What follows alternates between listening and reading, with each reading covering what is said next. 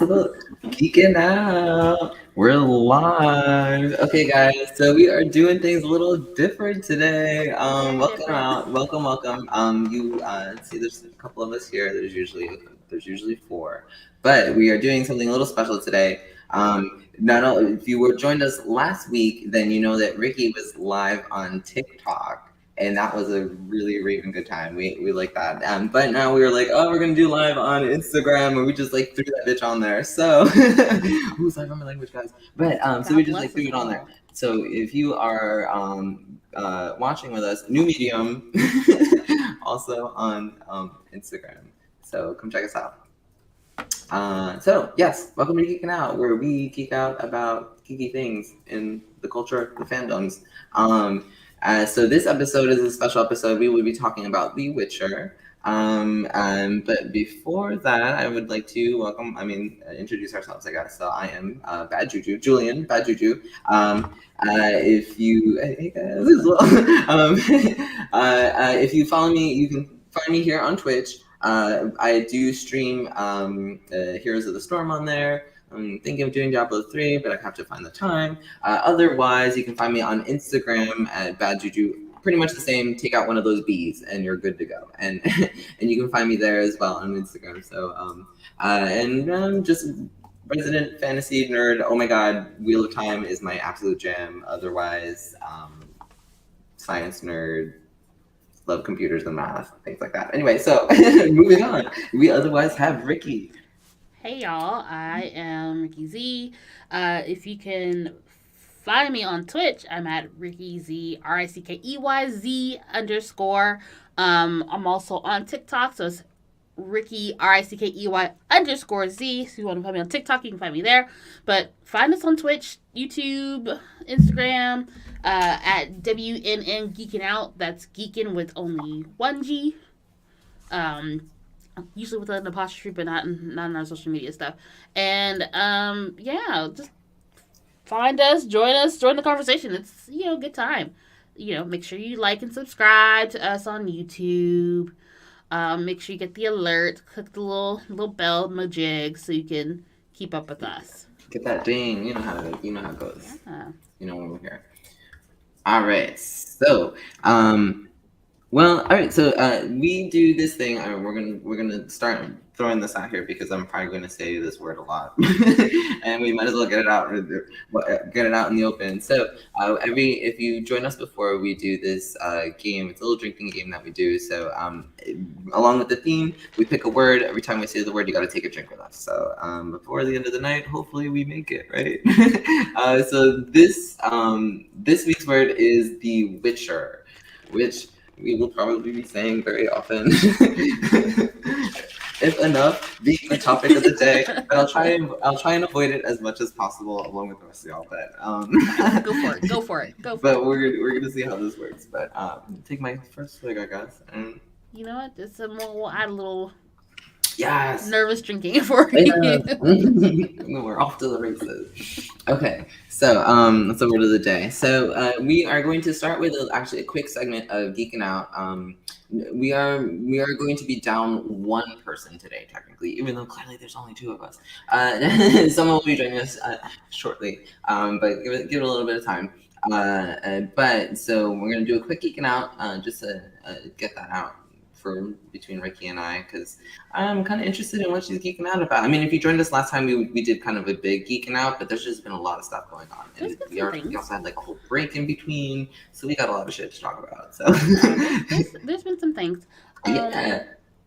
Let's see. Okay, so like this came out today, and I just happened to scroll past and find it. So they just released The Batman, the one that's still in theaters right now. They've just released it onto HBO Max, which means I don't have to go to a theater. I've yet to go to a movie theater. You're gonna pay them dollars. Oh my goodness! Look, the only money I have to spend is the money that I've already spent on the subscription. Okay, exactly. Which is totally fine. And like the theater experience is the theater experience, but at the same time, at this point, I do miss the theater experience, but I just It's a shame because it's like, oh, well, I don't want the But like theaters to die out, but at the same I time, it's can't like justify spending the money on it right it's now. hard. It's It hard. really like because between all the streaming things that I have right now, Mhm. and I can be such a hermit when I don't want to go Mhm. And that's anywhere. just the other thing. It's just that is the principle of having so many streaming services already, and then on top of that, to see anything current and new, like movie wise, I still have to now spend another $25 Yes, sometimes. that's You know that's what I where mean? It's like that's where Disney Plus gets me like messed up all the time. I'm like, I want to see this, but why am I paying an extra $30 to not have to see this in theaters? right, right, and then When like if I was just patient enough and waited a couple more months, it'll show up on there anyway. no, and they're so wrong, because like they're like, oh yeah, well you'd spend as much going out to the theater, and I'm like, yeah, but then most of that money goes to the theater. It's Right. not going to I'm you, not the screaming production at the company. theater. It's like here you are like charging the theater prices and then taking that money for yourself. And I'm like, ooh, Right. that's rough, bitch. Like no. So yeah, not a fan of that. So back to the fact, like it's the Batman. So, like the Batman's actually doing well like in the box office. So it's kind of surprising that they've decided to release to stream this soon. Yeah. But I'm not Well, complaining because I'm gonna probably watch it in the next like day or two. Um, yeah, I'm gonna enjoy it, and that's totally fine. it So was good. I mean, it was it's good. yeah, That is surprising that they would drop it so quickly, but at the same right. time, maybe not. Maybe they made so much that they're just like, let's drum it up. Let's put it on HBO Max, and then work with them to Um, yeah, like get more it's subscribers, I well, guess. so y'all let us know what you think. Like maybe it's another pull to get more subscribers. I honestly think like HBO Max is like, and I've said this before, like I really drift towards HBO Max now more than anything. Like honestly, my top ones right now are HBO Max, Disney Plus, and then mm, it it dabbles it teeter totters between like Amazon Prime and like Okay. Peacock. Amazon Not even Prime needs to Peacock get it together or Paramount though. Plus. They need to get it together with their movies because there's like you have your Prime subscription and then the movies that come in that, and then you have there's another subscription tier of movies that come like along with its own set of packages like movies, and then you have your available to buy or rent, and like then Right. I'm like, what the fuck are you doing here? Like, what am I actually getting with this? You know what I mean? Like, I Yeah. don't understand. What did we just watch? The kids and I just watched. Oh, happy Monday, Billy. Happy What did we just Monday. watch? We just watched the latest Ghostbuster movie Ooh. on is it Ghostbusters Afterlife, which I was like, it was really good, but we rented it off of Amazon Prime. I don't think I saw that one. The last one That I one saw has was the one Paul with. Rudd in it, and what's her name? The little girl that's in like everything. But it had like it had like the original Ghostbusters. So I didn't realize this, but this one's more is in canon with the original Ghostbusters. Yeah. So like the one with Melissa McCarthy and them like are not part of canon really. Yeah, they're more of like their own, I guess their own sort of storyline. Yeah, It was meant to just kind of like refresh them and revamp them right. versus continuing on with the story arc that is there. And And and like I think some folks like gave the last one flack, but like I enjoyed like the kids and I enjoy the one with ladies on oh, it. that one was fucking hilarious. What are It you talking was about? It was hilarious. so good. It They was were so so funny. good. Like that group of women were hilarious, and Yes. it Oh was my so god. quotable. What's it? Like I know. it was so good. The Like crazy one, the one that tinkered, the engineer, the one with yes, all. what's the name? McKinnon. I love Yes. her. Oh, she's hilarious. She's I can't. hilarious. There's like one scene like towards the end where like this big she's going up against like all the different ghosts, but like she's got like her weapons and it's like Mhm. and she's like just doing flips and just shooting stuff Yeah, and I'm like this is so I love this. It's so yeah. hilarious. It's Like, so where did you come good. from with this? But she's just been that quirky person that like finally you knew it was gonna happen where Yes. she was just gonna Oh go man, AWOL. it's so. And I guess because like on in that one, they had original cast members in it. They had like the original, but they weren't who they were. They were like, cameos of. Yeah. So well, that's why actors. I guess this one's canon is because they're the cast members. You know what I mean? The cast members as their original characters. Of their storyline, the original cast member storylines. But still, I don't know. Whatever. I mean, I still think that it could just be more of its own universe in its own way. Yeah, because I don't think it like started out as a comic book or anything like that. But I feel like they made comics after the movie when they wanted to sell the toys. You know what? I wouldn't be surprised if they did.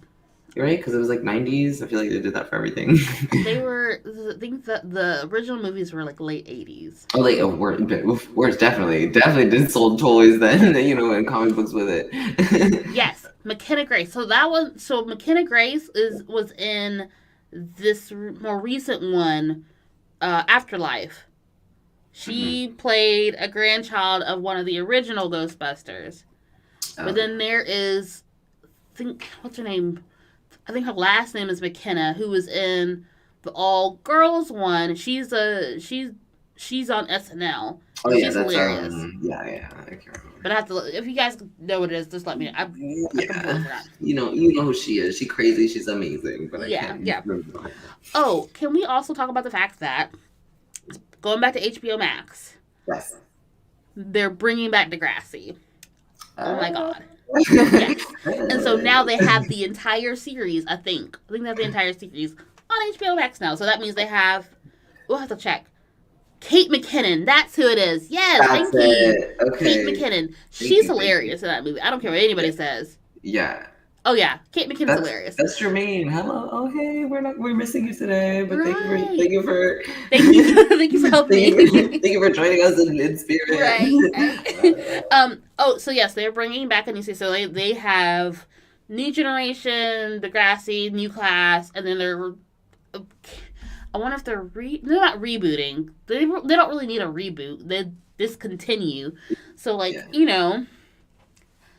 I'm sorry, but Degrassi walked so Euphoria could run, okay? Yeah. Honestly, you would not have a Maddie if you didn't have a Manny Santos. I know, but you wouldn't have any of those if you didn't have maybe a Saved by the Bell, I guess. Right?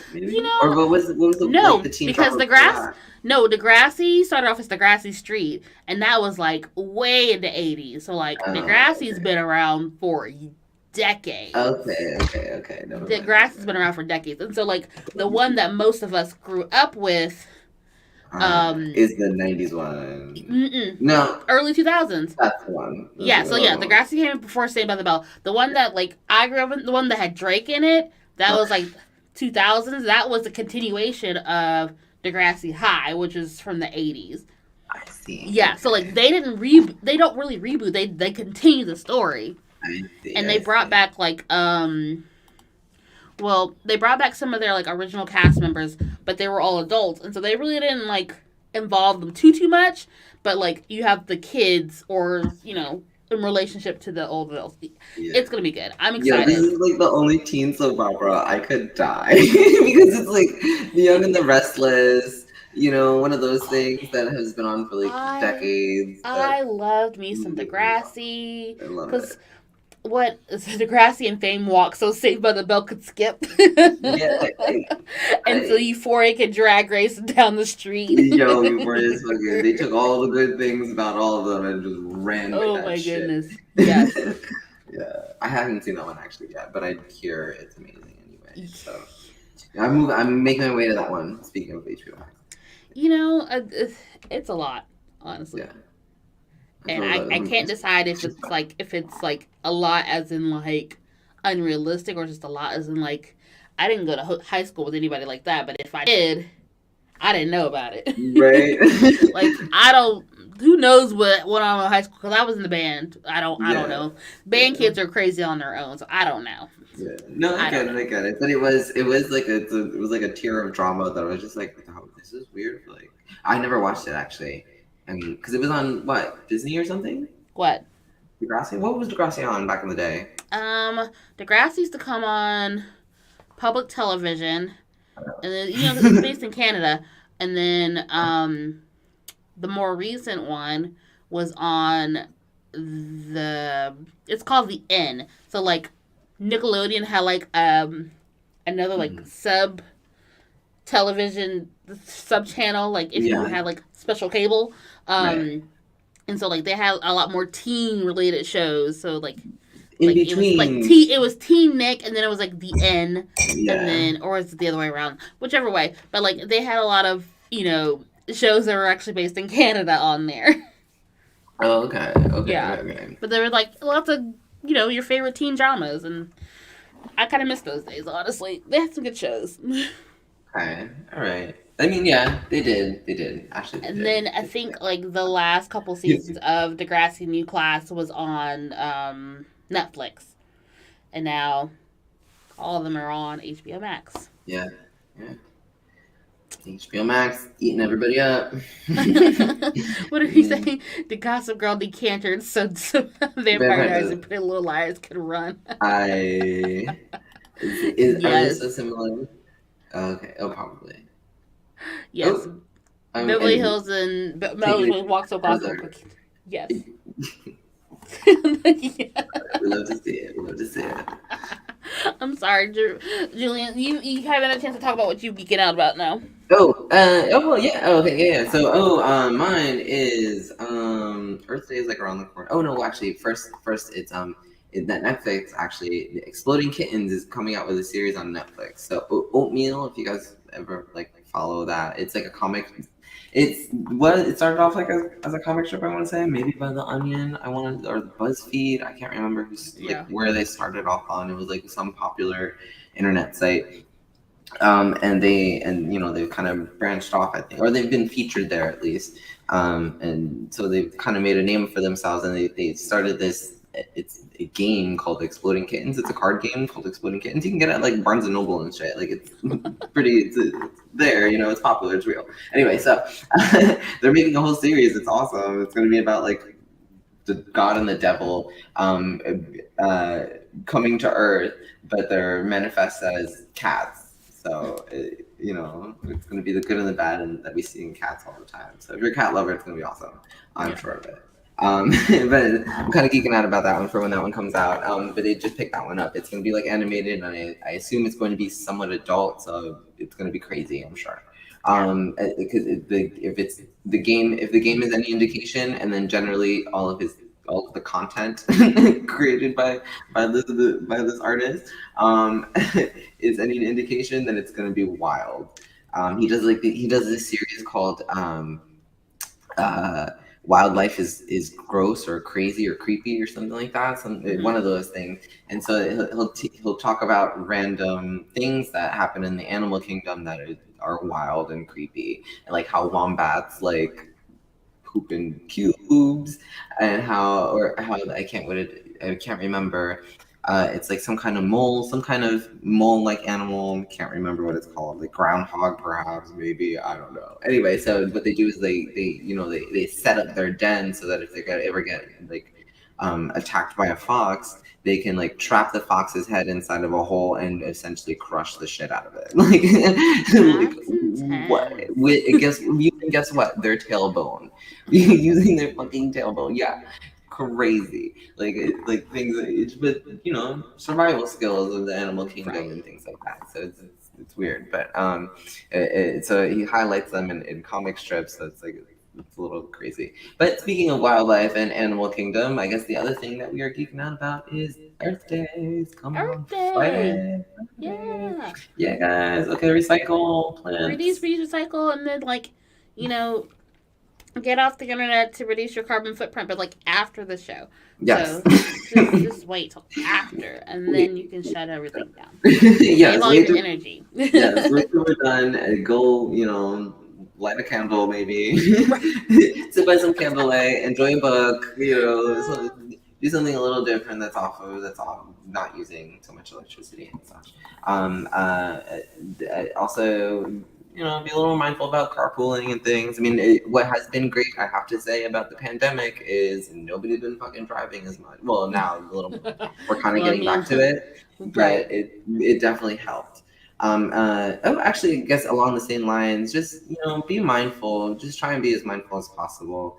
I say this because there's I saw a video the other day of a activist group comprised of scientists who have kind of been making noise for a long time about the health of our global ecosystem, Mm-hmm. and they have been obviously ignored for the most part. And so it was like I don't know, it was a video of some scientists chained to a Chase Bank because Chase Bank has bankrolled the most new fossil fuel projects out of Wasn't all Chase Bank banks. like the one that had like stockpiles of like cocaine in like a bargo somewhere?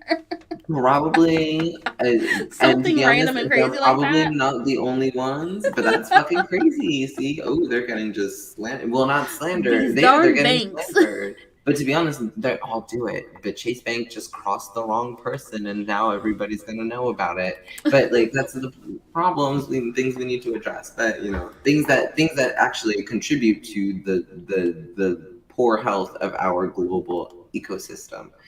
Things like this, to be honest. But that's a whole different story for a whole different show.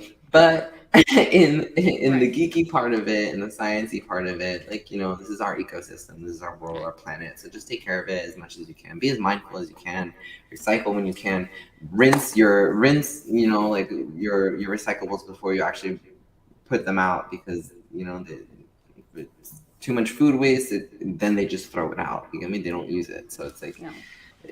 be mindful of how you're recycling and just take some time, some dedication. There's some towns, like mine does a once a month they do like bring all your electronics, all of your not normal recyclable throw outable things, bring them then, all your toxic like your batteries, your chemical cleaners and things like that.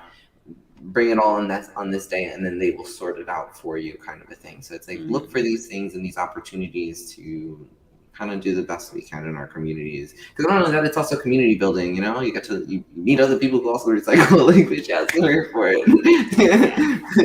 I wonder if I find the right standards to apply it to. If I can show my kids an episode of Planet Captain Oh my Planet in god, class. Captain Planet, guys, we're gonna maybe watch some Captain Planet sometime soon.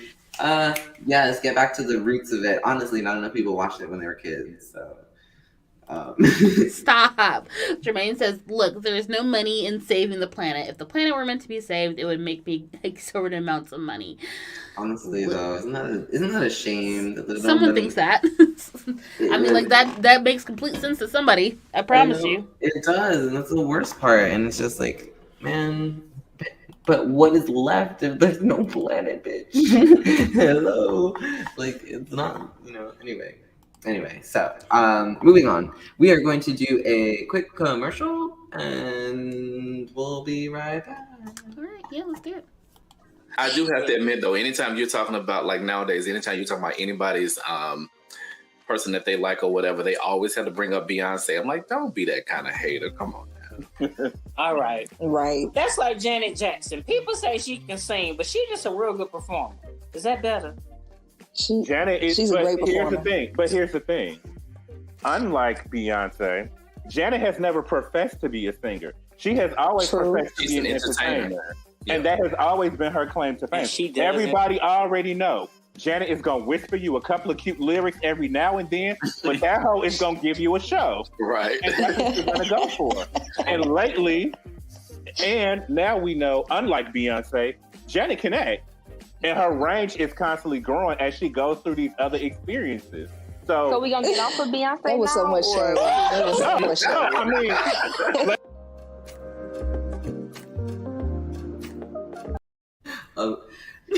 Welcome back, everybody. Yo, that was classic. Okay, that was a good one. So that was a clip from a Ricky Z production, No Clue, which airs every other Tuesday at 7:15 p.m. Eastern Standard Time. I'm sorry. I mean, I love that clip because, like, it's very much true. It's so true. I mean, love me. I'm part of the It's true, hive. I but love Beyonce, but Sometimes you gotta be honest. Yeah. But here's the thing. I think Beyonce has kind of redeemed her vocals in a way. She backs up that she's,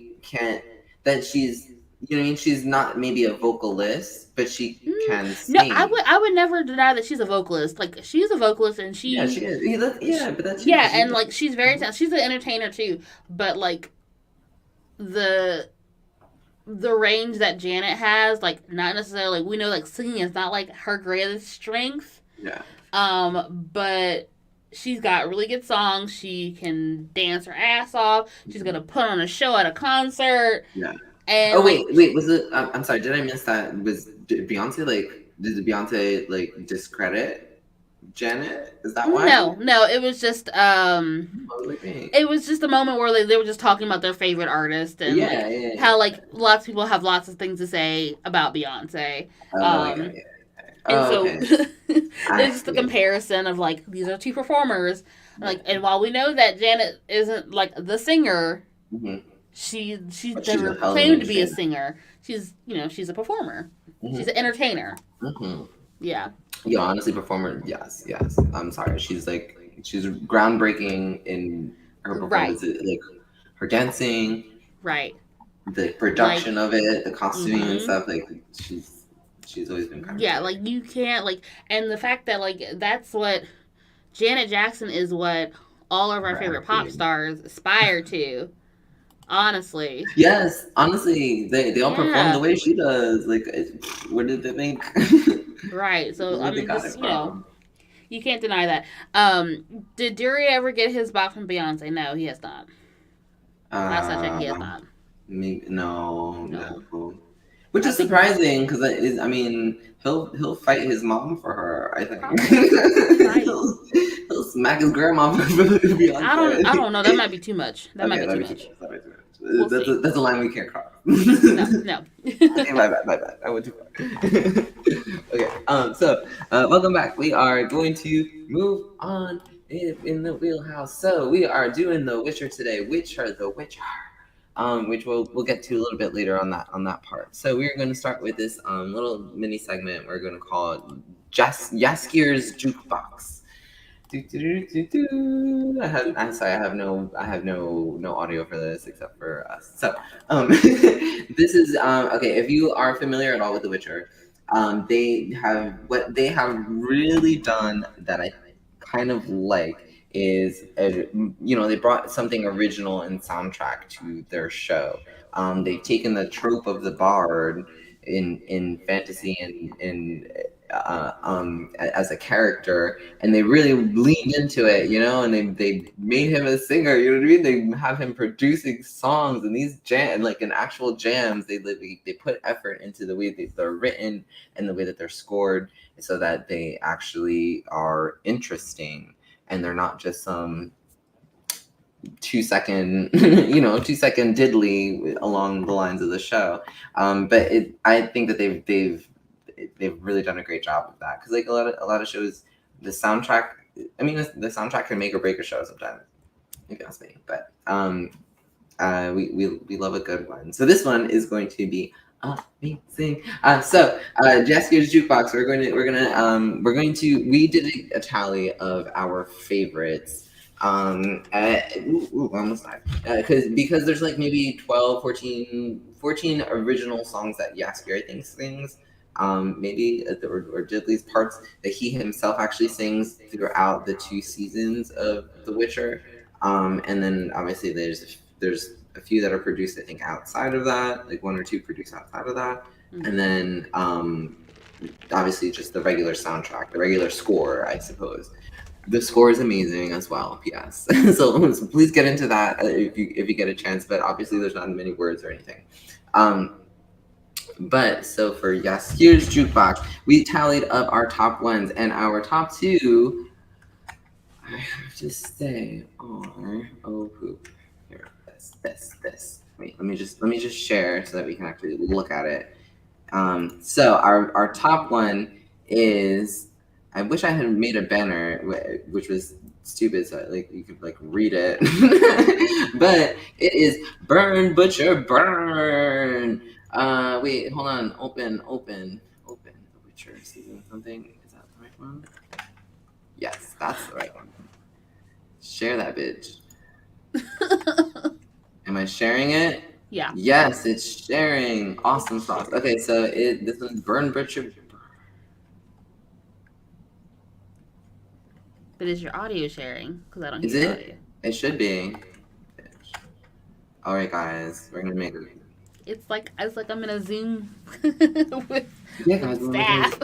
Is it? But oh no, do I have to make sure first? Let me make sure first. Let me try that again. just to be positive, right? Yep. I would rather be safe than sorry. Window, seats, Chrome tab. There we go. That's what I wanted to do. Tech is difficult. Tech is difficult, guys. I'm old. Even though I am a pretty solid internet pirate. I showed my skills the other day, and it was pretty cool, actually. Yeah. I felt pretty good about it. Where are you? You're here at the top, and I keep scrolling past you. That's fine.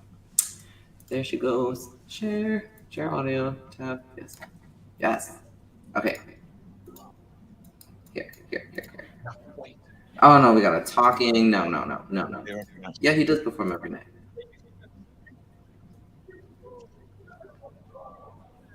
Oh, here he comes. What for the point of no return? After everything we did, we saw.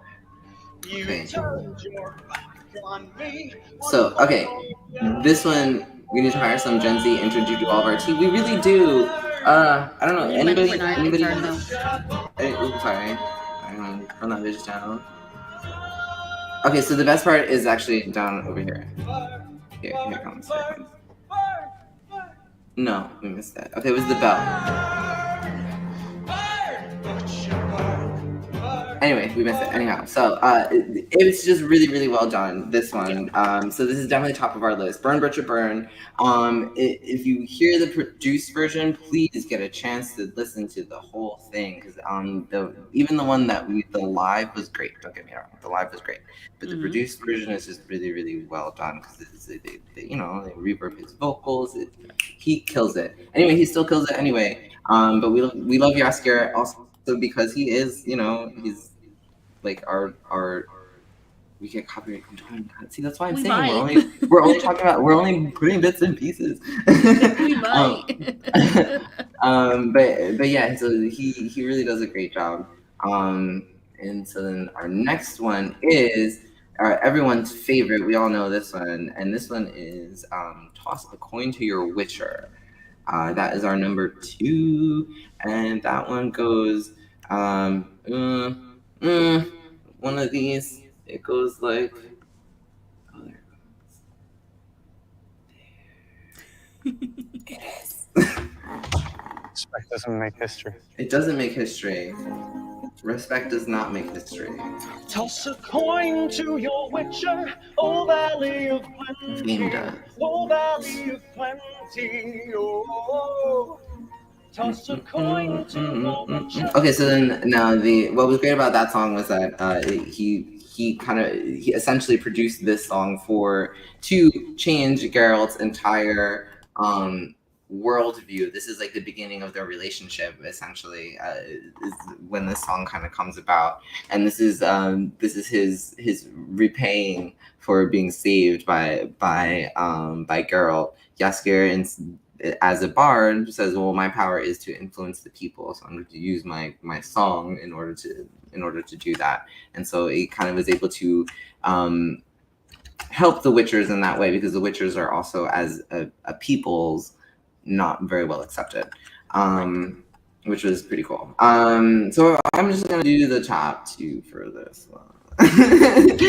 So the honorable mentions are Fishmonger's Daughter, and then the Golden One, which is very, very good as well. I particularly like that one because that one is kind of like a retelling of their adventures. So it kind of is like almost like a season summary in a way, because it kind of like talks about some of the adventures that they've gone on and stuff, and like their story in that way. So that one's a fun one. But yes, let me take this off. Stop that bitch. Okay. Right. No, I will not harmonize. I will not. You can't make me. We will one day. One day, I think we should record a song as all four of us. Oh my god! Should we do a Geekin' Out original? Stop. I think it'd be great. Nope. Reel it in. I think it'd be great. We've all done theater at one point or another. There's 3 gays here. Of course, one of us has had to have done it. One of us, I think, was maybe a drag queen at one point. No, I don't know. No, but still, you know what I mean. Anyway, maybe one day. But that's your jukebox. So please, if you get a chance, check out the soundtrack to The Witcher. It's really worth it. It's really, really worth it. They lean into the bardship, and the songs are great. Okay, so I'm going to do something that's not exactly a commercial. We're gonna go to kind of a commercial. So we talked about it last week, but I kind of want to talk about it again, but just a little bit more depth. So they're on April Fools. Yeah. I had done something a little special, so I want to tell you about this good time that I had, and it was playing D&D with these guys over at The Legend of Nat 1. It's a podcast, and for the April Fool's game, they did a Rat Cup story. So it sounds exactly what it sounds like. It is exactly what it sounds like. So it's rats that turn into cups. But okay, so D&D, it's essentially fantasy role playing, and so honestly your storylines just get a little bit crazy. They can be whatever you want them to be. So but I didn't really listen to their podcast beforehand, so when I did jump in, it was kind of a wild time. Rat cups and the story about them. I'm not sure how this is going, but so their game world is it's basically like this post-apocalyptic fever dream, and it's full of cyborg axe beaks. There's like giant cockroaches, there's zombie mutants. And I myself, I was like for this one, at least for this story, I got to play it was like an ancient relic of power, but it was in the form of Dame Helen Mirren, like the actress Dame Helen Mirren. So it was a really good time. So I got to be a part of their holiday special. And so please check it out. Definitely, it's a fun time. Their main game has it's like 25 episodes now out. You can find it on the link below. It's really tongue-in-cheek. The whole cast is queer from different backgrounds. They're all really diverse, which was really cool. And if you want to give them a listen, check them out. They're out on any major podcast app. It's the Legend of Nat 1. You can just search with that. They do have a new campaign coming out on the horizon, so please get caught up. It's coming out, I think, May 4th, which is Star Wars Day. May the 4th be with you guys. So in case you forget, so they will be coming out with like a whole new campaign starting then. So just keep an eye out for them. But get caught up beforehand. You can catch me on their April Fool's episode, the Rat Cup story. It's a good time, so please get caught up and stuff. But yeah, so that's my little plug for them. But it was so fun. It really was. So please listen. It was a good time.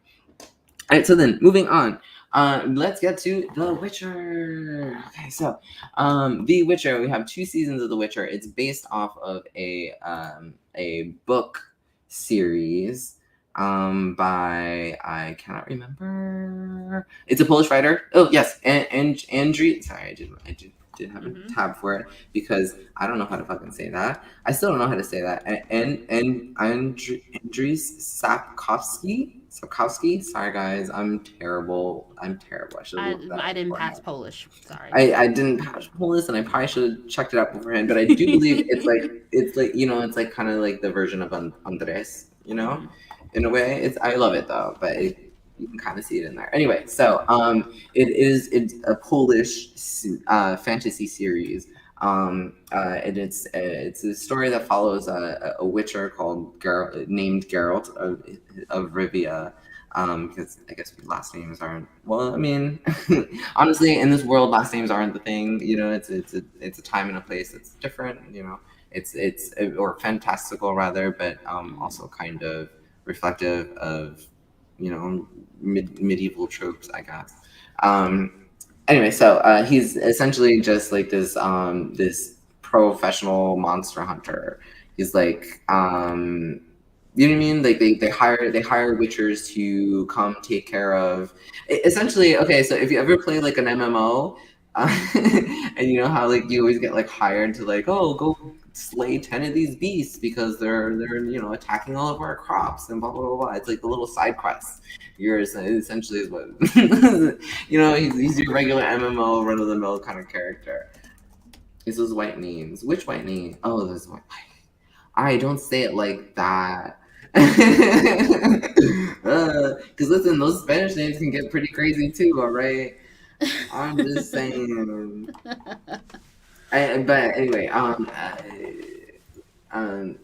what was I saying? Where was I? Where did I leave off? He's a monster hunter. The Witchers, like they hire the Witcher to come in. Yeah, they hire Witchers essentially to take care of monsters. So it follows the story of this one particular Witcher who's just doing the witchery thing, who's just not the regular witchery thing, but the witcher-y thing. Anyway, so he's just doing his regular thing, and so he ends up going through different struggles with corrupt kings, queens, and then mages, and all these other things. He deals with poverty and violence, and it's just all the things that he ends up encountering along his travels because, he's essentially roams the world hunting monsters. You know what I mean? But that also affords him. Well, not affords him, but it draws onto him a lot of things because he comes with a skill set that is often valued for what it can do. You know what I mean? So it's like so different. So a lot, it touches on to a lot of like the political scheming that would kind of happen along with this like mercenary lifestyle and stuff. So it's really cool. The way that they put it together. So the storyline is great. I don't want to like give out too many of the details. Yeah. Because they are great to unfold because the way that the story itself is unfolding even currently, it's amazing. It actually really does have me on my seat kind of because I kind of want more. I have not read the series, so I'm only going by the shows. So they're leaving me with a lot of questions, which is cool, but they're good questions. You know what I mean? It's questions of like I want more, essentially. Yeah. So a little background. So it's a Polish author, and it started off as short stories. Ooh. And so he created like series of short stories before he actually made the Witcher series. So he made like 2 or 3 books that were a collection of short stories based around like this Witcher myth. Yeah. And then I think there's like at least 6 things total, including the Witcher series, or the Witcher saga is what they're called. Yeah. But the series that we have right now isn't the first telling of the story. Yeah. Like I was reading up on it. I was doing my research. Yeah, no, yeah, it's true. They did on the But they had like one, like I guess years ago. I guess from the late '90s. It's called the Hexer. Yeah, but technically they released it in Poland, so it's like So in Poland they did their own live action version of it, right? Because it has its popularity there, and then it made its way to its release in the U.S. obviously, but. It probably got like the sci-fi fans, like the sci-fi fans probably like the old school sci-fi fans, like channel watchers. They probably saw it at one point or another. But so the thing is I also read that like the author didn't care for that series. He didn't because it was like a movie and like maybe like a mini series. He didn't care for that, but on this one that's on Netflix, he's at least a consultant on it. So he's probably giving them a lot more feedback and, content to go with. Oh, yeah. And it's also just because I feel like these are also keeping so much more in line with the original content. Mm-hmm. It still is going to play. That's probably why he's more receptive to being a part of this one and liking this one. You know what I mean? Because they themselves are also more. They also want to do it justice in a way. Yeah. You know. So, but yeah, and honestly, they've delved into that with the little bits and pieces of other Witcher stories that they've planted. Like they did an animated series, I think, like a one season mini series. We have The Witcher. There's the games as well that also kind of expand the lore and then create their own little storylines and stuff in their own canon. So there's a lot that's in, and the game came out before the movie, I believe, right? Or the show, or did the game come out after the show? Because I feel like The Witcher came out in what, like right at the beginning of the pandemic, right before. I have to use my Wikipedias. Lord, I feel like it should. 2019. Yeah, it came out right before the pandemic. Oh yeah. But The Witcher, was that popular during the pandemic? It was. Never mind. So I lied. So yeah, so the game came out after the show, which then of course expands that universe even further. So it's been actually really, really well written. But the show, oh man, they have really taken a lot of really great themes and found a way to weave them in. We talk about gender. We talk about gender. We talk about racism. We talk about oppression. We talk about corruption. There's poverty, violence, intolerance.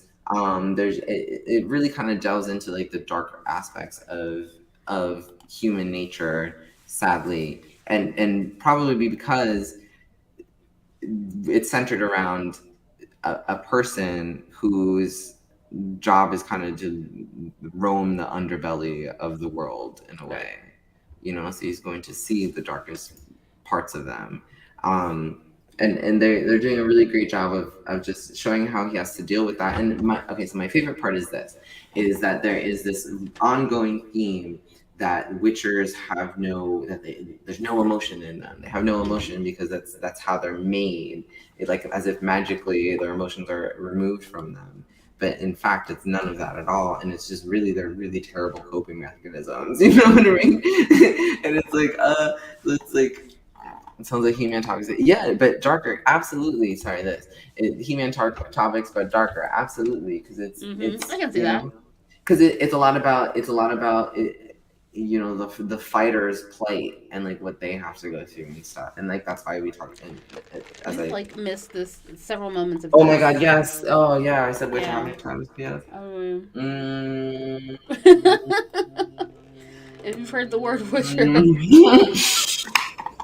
Oh, now that you said that, I was like, oh, duh. Right. So, so it talks a lot about it delves into like his kind of emotional struggles. But it's really funny though. Okay, I have to give it to Henry Cavill because for me at least he emotes well. Does he really emote well? I mean, he emotes well enough. He emotes well enough. He gets the grunt. He knows when to grunt. I think he knows when to grunt. But that's the thing, because they're supposed to be like these emotionless creatures. So it's like, how do you show emotion on an emotionless creature? You know what I mean? It's like you have to kind of find different ways to do it. No shade to Henry Cavill. I'm just, I don't watch anything that he's in for talent. But I think he does have talent. Look, I'm sorry. Have you seen the videos of him working out in preparation for like a Superman movie? No, I haven't. Good gosh. So please I don't watch immediately. I don't watch Henry Cavill for like acting talent. But if you say he emotes, he does. Okay, I saw him. Look. Did you see him in it was a spy movie show, was it? Henry? No. You're like the spy who shagged me. I wish. Spy movie. The Man from U.N.C.L.E. That's what it is. No, I didn't. From UNCLE. It's supposed to like stand for some spy organization. But he did like this espionage. It was phenomenal. He did an amazing job. He did so fucking good in that movie. It was actually amazing. He was like an American spy versus like a Russian spy, and so like it was just, and then they were fighting over like the informant essentially, and then they become her bodyguard, but they hate each other, and so it's like this. Oh man, it was really really well done though. I thought he did a great job. But maybe I'm just colored by all the muscles. I don't know. I don't know anymore. Am I biased or not? Yeah, The Man from U.N.C.L.E. Yes. So yes, it's based A Man from U.N.C.L.E., which is based off of it's a movie based off of the '60s TV show.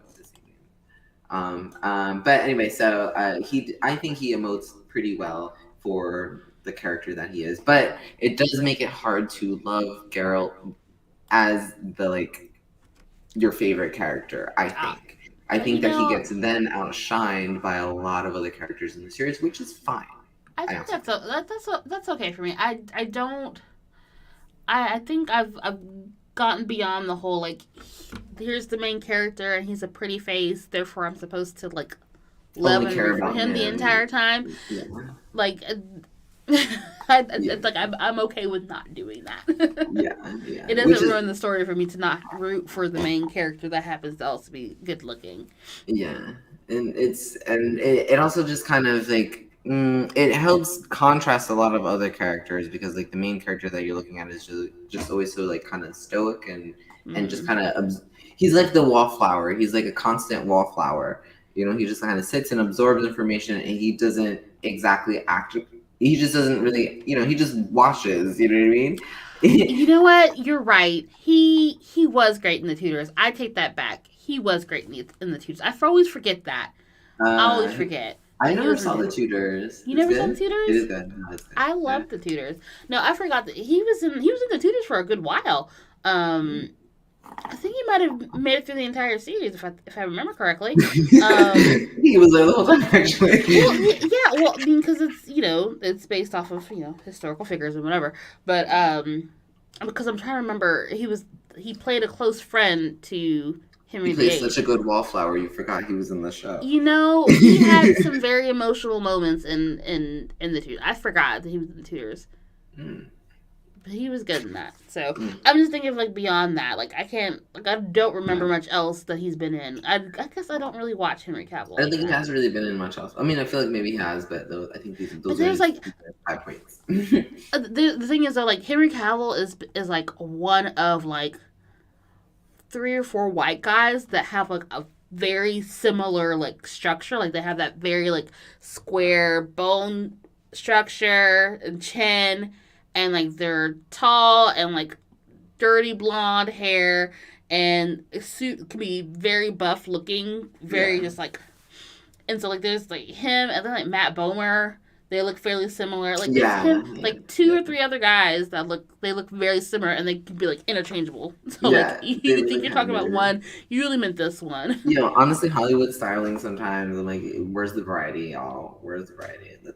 Let's bring it back. Right, because how many different versions of what's her name, Amy Adams can you find? Oh, stop! Honestly, I'm just saying. I don't know which one of these gender girls is the right one, but it's yes, exactly. Yeah, Henry Cavill, Matt Bomer. Yes, exactly that. Don't talk about Zac Efron, but Zac Efron's short. Yeah, Zac Efron's short. But I mean, in picture, you can't tell. I don't care, but you won't be able to tell. Zac Efron's not that tall. I love Zac Efron though. Yeah, he's gotten so daddy out of nowhere. He's gotten older. He just looks like an older, mature man now. Yes. Okay. Even there was a moment where he didn't necessarily have a dad bod, but it was he wasn't totally. He wasn't chiseled. Either. Yeah, he wasn't chiseled, but he wasn't. Yeah, but he was bulky. Yeah.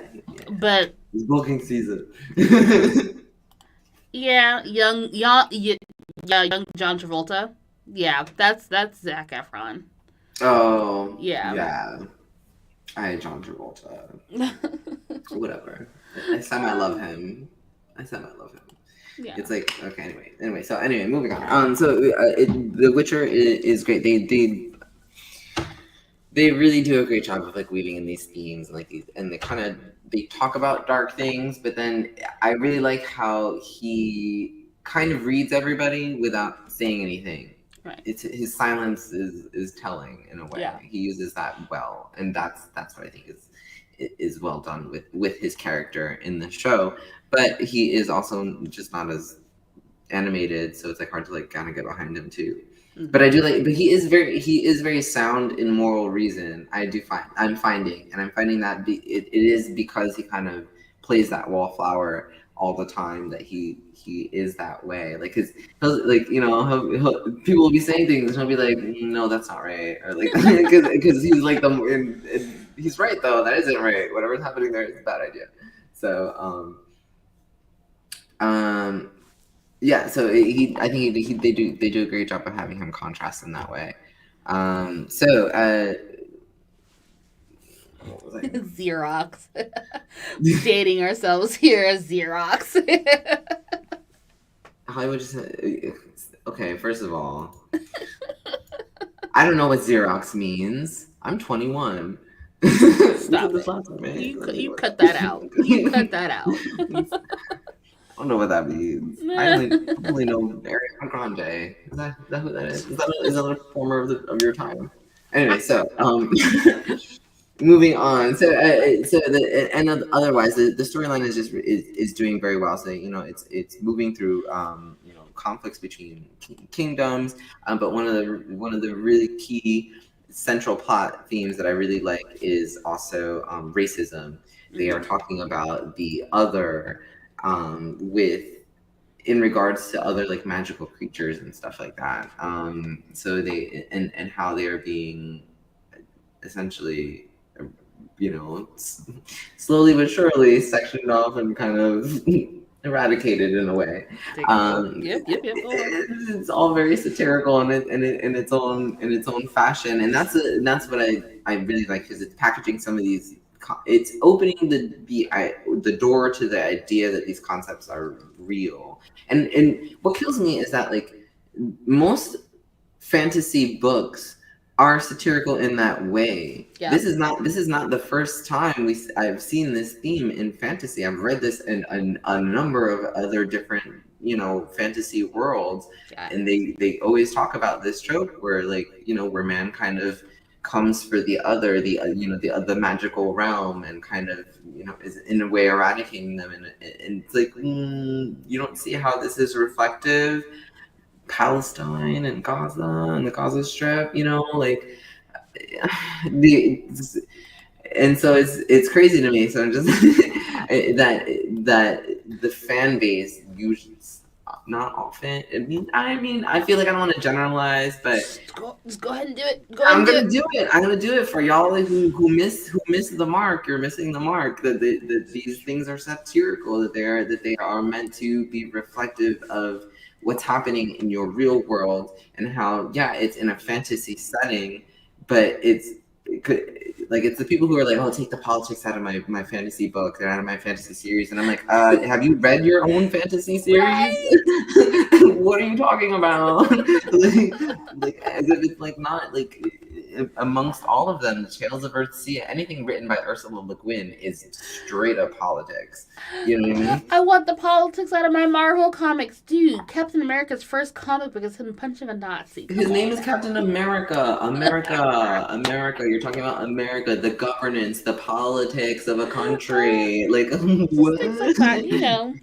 Like, come on. Of course, all that's going to play its role. Of course, it's going to be, you know, it's going to be reflective, and it's going to kind of shine a mirror in your face. That's the whole point. It's to shine a mirror in your face in a medium of entertainment that people, you know what I mean? Because it's the same, those same people who are just like, oh, we'll keep the politics out of my fantasy. It's like, you're clearly obviously not keeping up with the politics yourself. But these things are important because it affects everybody, you know? So it's like, you guys clearly didn't study your literary devices. I know. And I mean, take it for the entertainment that it is, because it still is entertaining, but it's a takeaway from it. Viola Davis is amazing. I also got Octavia Spencer. Yes! But wait. Carbon copies of each other? That's terrible. No, I just like the similar, like, what you're getting out of them, like they're getting similar projects. Yeah. Although, yeah. I don't know. That one's a prickly. That's a prickly one. Oh, That's a those prickly two. comparison. Yeah, that's why I was like, that one feels a little apple orange, but not exactly. Maybe apple pear. a little close, but not quite. Okay, so but yeah, so The Witcher's been doing a really great job with their writing, I think. So it's a really fun time. That's, I guess, what they've been doing right has been pretty good. So I would like to know perhaps what they could have done maybe a little bit better, because you said, Ricky, at least, that you have been, it didn't quite catch you. It hasn't caught me yet. Because the thing is like I want to watch it and I want to enjoy it, because like that's I totally love that stuff. I want to. Yeah. But I guess I'm not in the right headspace, or they're not catching me at the right time for me to sit there and like, that's something I really think I have to like sit and pay attention to. Like, I can't like comfort watch it yet. Yeah. I think maybe it's because it is so involved, Yeah. As far as the plot line and the story, it requires attention, to really get into it. Because I have, when I did watch it, I kind of had to like watch it a few times, because there were parts where I would be watching it, and then there were parts where I'd be like kind of using it as background, just doing work while watching it, so then I'm not actually paying as much attention. But then I'd miss things. So then like 3 episodes later, I'm like, oh, wait, when did all this happen? Like, they're talking about something that happened, before. I'm like, oh crap, I gotta go back. So I did have to actually rewatch it like a couple times, the whole, like, not the whole season through, but definitely like go back a few episodes, reverse a few times, to catch up again. But I guess maybe that's they could make it a little more backgroundy. I don't know. I don't think I want that. I think I just have to. The timing. It has to be the timing. Like, it's gonna be one of those things where it might take me a little while to get to sit down and sit and watch it, and I'm just gonna have to be late to the party. That's what it is. I'm just going to be late to the party, and that's okay. It's like, we'll take it. Okay, so then like, I'll bring the bottle of wine when I get there. So I'm just saying, okay. I'll be late to the party. All right, that's all right. And honestly, but it'll be worth it. It'll be worth it. So, because I would rewatch it again. That's my point. It's maybe that's just what I need to do like this summer, is just like really get into some more fantasy stuff, and like what The Witcher will have to be a part of it, because I'm not doing summer school this year. So like, if I'm going to be doing anything, it's going to be like this stuff right here. Yeah. And maybe I'll give me some time to like focus on it more. And honestly, it's not bad. What age do you teach? Pre-K. Pre-K. Oh, okay. Well, but they still are kind of familiar with these things. No, pre-K is like 4. Ooh, never mind. They're like 5, like 4 or 5-year-olds. Yeah, just kidding. Yeah, these are babies. These are not The Witcher. These are like 2 steps away from toddlers. No. Yeah, sorry. Sorry, my bad. Because we do talk about some things that kids can. Yeah, I mean, like there's not like ways to what we're talking about, but like this in particular is a little too it's and, beyond their scope. Toss a coin to your Netflix. Look, I barely watch my Netflix.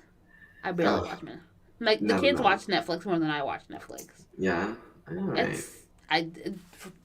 I'm saying use my Netflix. More of my comforts are Netflix, so I run it because it's like the background, but I don't watch it. Most of my comforts now are on HBO Max, like Steven Universe, Young Justice. Like I've been like, that one's a comfort show right now. Like all that stuff. I heard that one's really good. Actually, I kind of want to. Oh yeah. Phantoms, is that one? Is that Young Justice Phantoms or something? That's a different. I think series? They're past. No. Is it Young Justice Phantoms? It's because there's season 4. My pre-K kids love the political intrigue of Game of Thrones. My God. If I were to show Game of Thrones to my pre-K kids in the state of Georgia, it'd be a mess. No. This is not the fantasy that you just did. I enjoy my parents liking me right now. Right. It's about to be Teacher Appreciation Week. I want to keep that momentum. Okay. Yeah. Let's go back to Amphibian and Owl House for them. Right. Maybe that. Maybe. Yeah. No, we're on PJ Masks, okay? Yeah. That's what we're doing. Oh wow, guys. Sorry, I'm those ages. I'm not really sure what like content. Yeah. PJ Masks. We watch. I feel like we're learning things all the time, anyways. Like they probably woke up and watched Peppa Pig before they got to school. Like that's. Oh, okay. Okay, that's where we're at. Okay. Yeah, we're like Peppa Pig. Okay.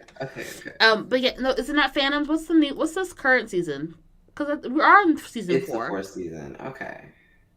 We're on in season 4 of Young Justice, isn't? Phantoms is the current one. Anyway, it looks really good because I heard. No, it's good stuff. I was scrolling past something that was talking about like they address a lot of post-traumatic stress disorder and all these others and like all these like things that like teens kind of go through, I guess. Mm-hmm. So it's really well. It's really well. It's really good and like it.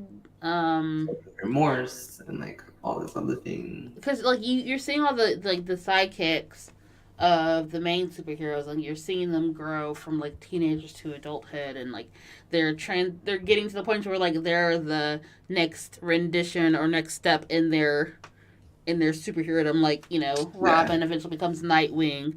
Yeah. Ooh, okay, I gotta watch. Sorry, guys. Yeah.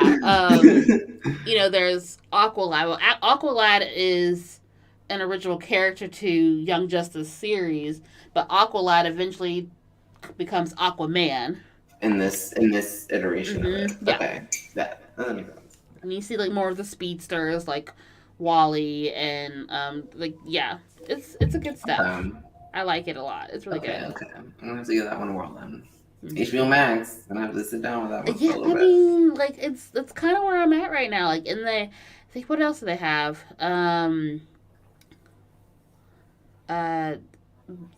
Black Lady Sketch Show just came back, so I need to catch up on that.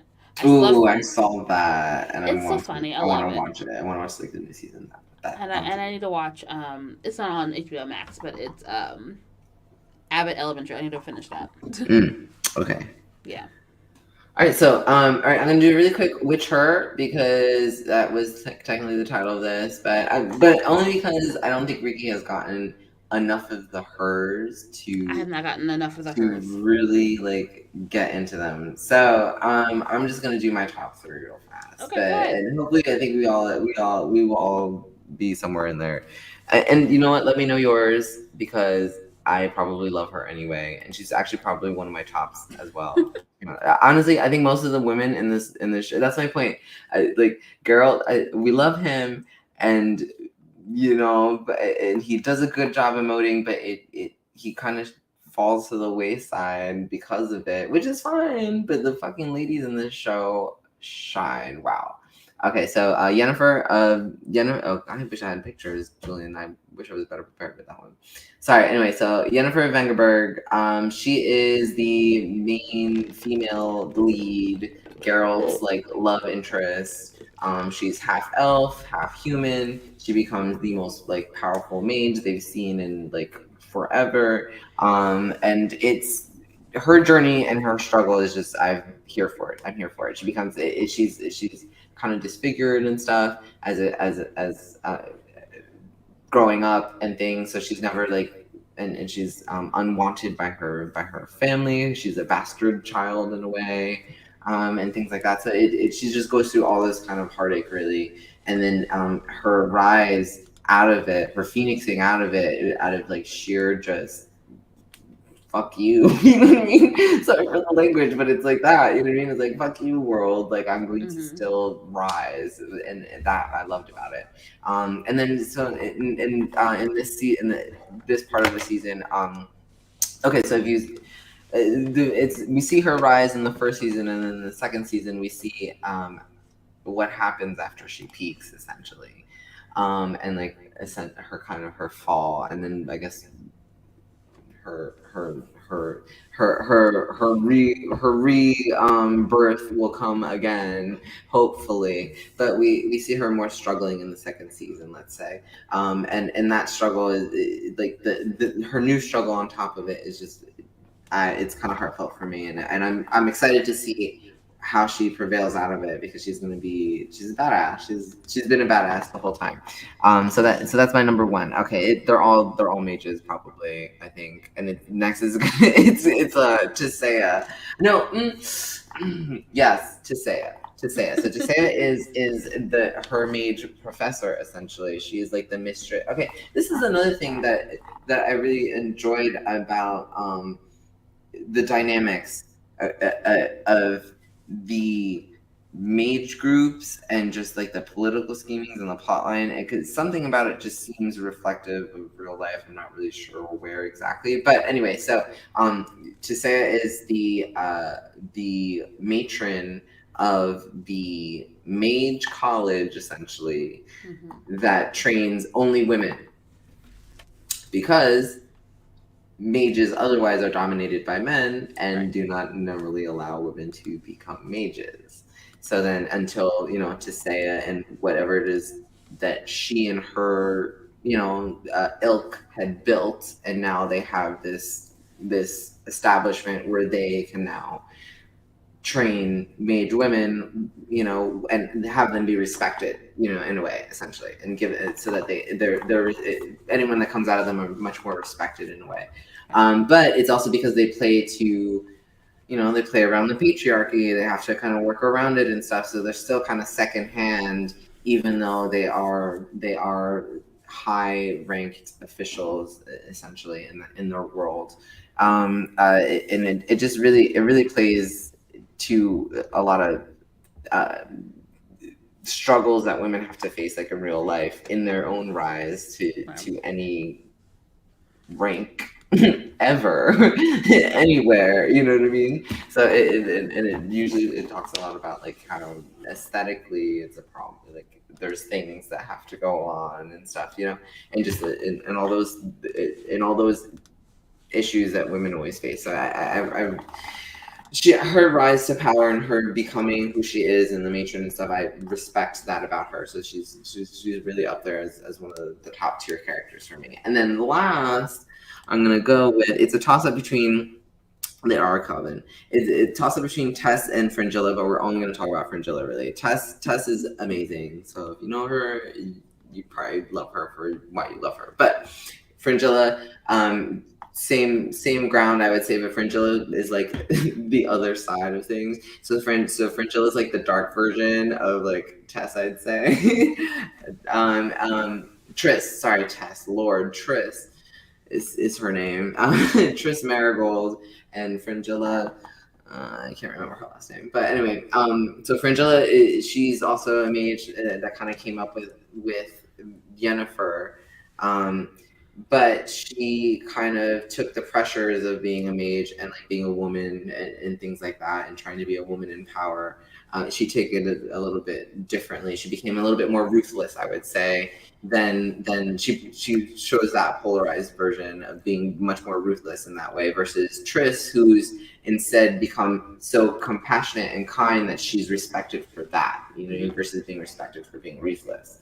So that kind of dynamic is what they play up against as two different characters to me.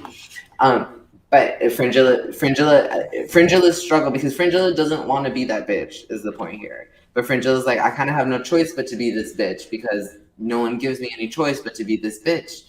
And so like I see it. I'm like, she's just trying to. She's trying to survive, because she's not that bitch. She should have died a number of times. You get me? She should have a number of ill fortune should have befallen her many a time if she just wasn't that bitch and she was just too nice. And it kind of just shows how like her circumstances maybe were just too different, or I don't know. But it is kind of telling though that Fringilla plays this part, and Fringilla is the black mage character, and then the white mage character who's so benevolent and respected for that, she is kind of pushed over though. But then so is Fringilla. Right? But then so is Fringilla, because that's kind of just what they get as being women in that world. But I think it's kind of telling how like one falls and rises, and there's certain things about their character creation in that way. So That's our top 3 wishers. If you got any, we'll take them. Please let us know in the comments. Tell us in the group later. Yes. Okay, The Witcher. Please watch it. I give it mad stars. Ricky will one day. I will once I get in the right headspace for it. I mean, it is a global sensation of its own. I think it takes, but like I said, I think it requires me to like pay attention. It requires me to like literally like pay attention to keep up with it, and I do not have the bandwidth right now. Yeah. I do not. I get it. Okay, we have a lot on our plate and stuff, and I mean, we've been going hard this season. We got mad themes all season long, right? And we've been putting them out. So I mean, it's a lot of new content to have to really keep up with. Right. Eventually, we're gonna have to take a break and then come back for another season. Yes.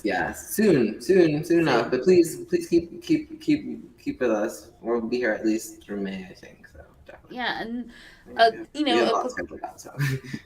we start wrapping up, like make sure that you follow us on like all the platforms, because Julian's doing stuff on Twitch. I'm doing stuff on Twitch. Yes. Follow us on TikTok. We're doing stuff on there. Like we're trying to build like, you know, a bigger following for like all of us, not just Geekin Out and stuff, but like each of us individually. So you know, because Timon has his this is the thing. Keep an eye on us. We're all doing something more than what you see here. It's it's even more fun. You know what I mean? Yeah. So, yeah.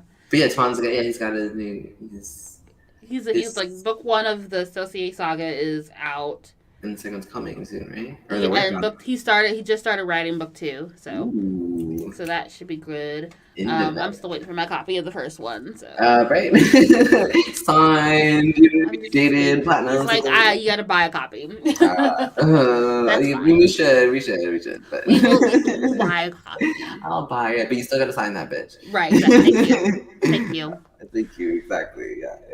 All right, and it better be personalized. None of this generic. Just TK. No. I want that. I know you a little better than that. Like I want a personalized note in my book. Okay. Right? Yeah. We've been spending all these Mondays together. I want a personalized note in my book. Thank you. This isn't a one night stand. I'm not trying to have this. Like, no, don't do us dirty like that. All right, ready to wrap it up? Yes, we are ready to wrap it up. So, thank you all for joining us. This has been a great time. Like, subscribe, follow. You'll see us in our respective tags. You can find us on Geekin Out, WMN, Woe Nelly Media, WNM, Geekin Out. That Geekin Out. Yes, you'll find us most platforms there with a search just like that. Otherwise, we will be back next Monday. We are doing not really sure what, but definitely something. We'll be figuring it out soon enough. But we definitely have things to talk about, so don't worry. But you'll find out soon enough. Otherwise, thank you for joining us all. We have had a great time with you. And enjoy the rest of your week. Thanks for joining us, for Jermaine. We don't know who you are. Yes, tell your friends, shove it at your enemies, please. Yeah, do that too. Yes. You can hate watch us, I guess. I don't know. Oh my God, yes. You hate us and watch us as well. Watch us. That means we've made it. Exactly. I'll say all the things that you don't want to hear. If you don't like me saying things, come back. I'll say worse things. Oh my goodness. Yeah, so it's time to go to bed. Good night, y'all. Bye.